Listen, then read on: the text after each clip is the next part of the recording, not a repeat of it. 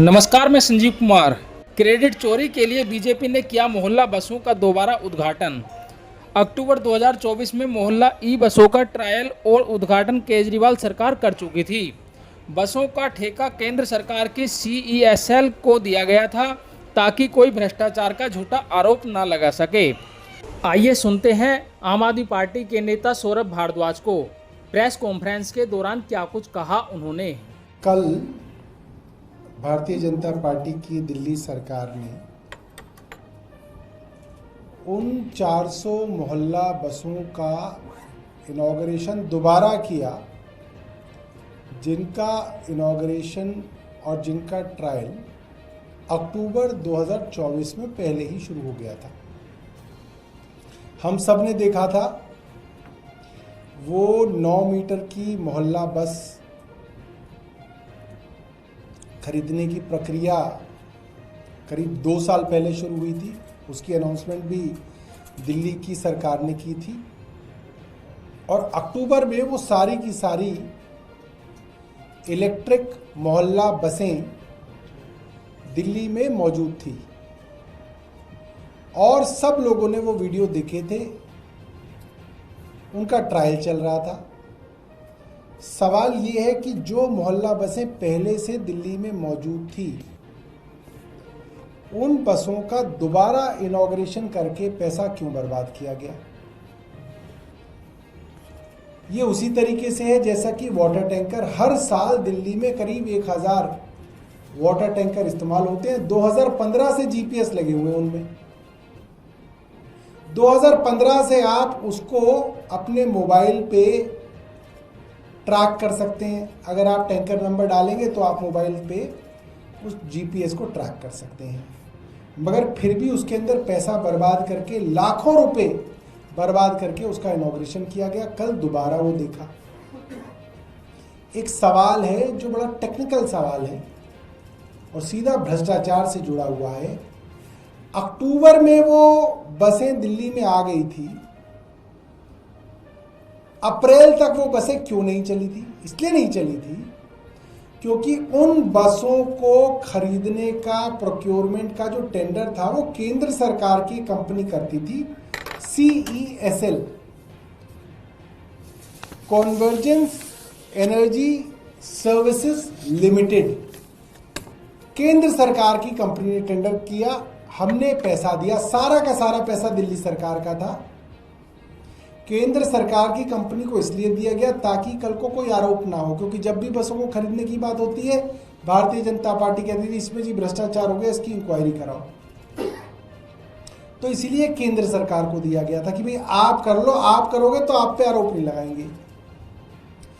जब ये बसें आ गई तब ये पता चला कि इन बसों ने टेंडर कंडीशंस को वॉयलेट किया है और टेंडर कंडीशन भी वो जो बेहद जरूरी थी। क्या थी?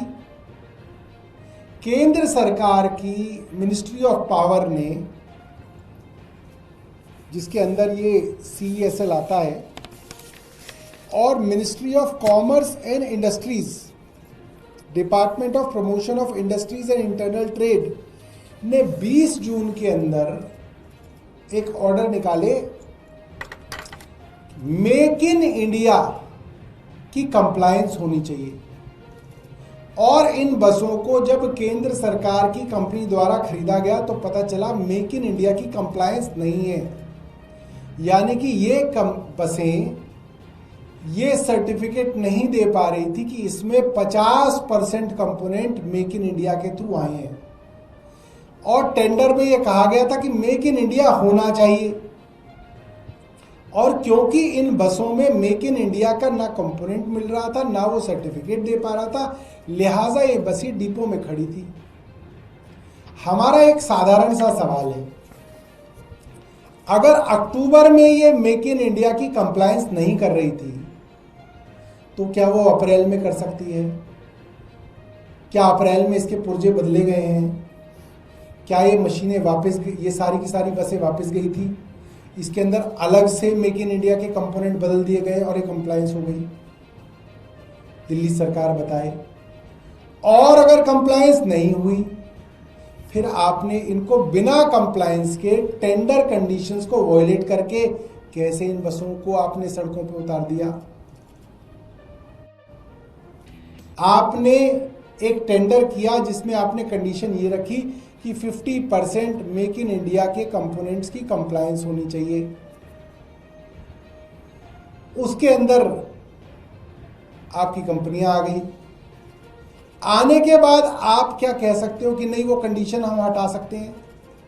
एक बार टेंडर हो गया तो उसके बाद तो आप कंडीशंस हटा नहीं सकते, ना कंडीशंस रिलैक्स कर सकते। तो हम चाहते हैं इसके बारे में जांच हो, क्योंकि ये संभव नहीं है कि जो बसें अक्टूबर में मेक इन इंडिया कंप्लायंस नहीं कर पा रही थी, वो बसें अप्रैल में मेक इन इंडिया कंप्लायंस कैसे कर रही हैं। ऐसा प्रतीत होता है कि इसमें एक बड़ा भ्रष्टाचार हुआ है। किस स्तर पर भ्रष्टाचार हुआ है, अफसर के स्तर पे हुआ है, सरकार के स्तर पे हुआ है, हमें जानकारी नहीं है, मगर इसकी जांच होनी चाहिए।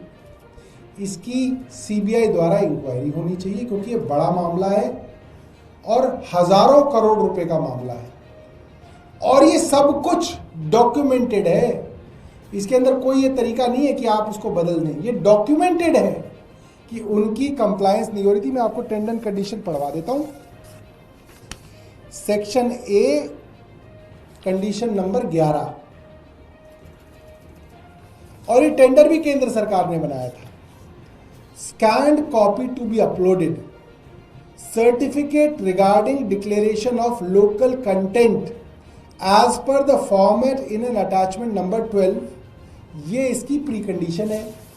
और ये अटैचमेंट नंबर 12 है, certificate regarding declaration of local content.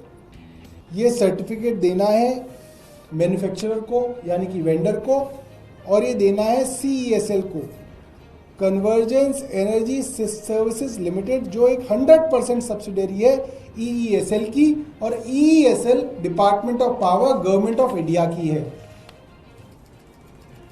तो हम ये जानना चाहते हैं कि ये मेक इन इंडिया कंप्लायंस, ये सर्टिफिकेट कैसे इसका 6 महीने में बन गया और किस किस आदमी की कलाकारी से ये सर्टिफिकेट बना है।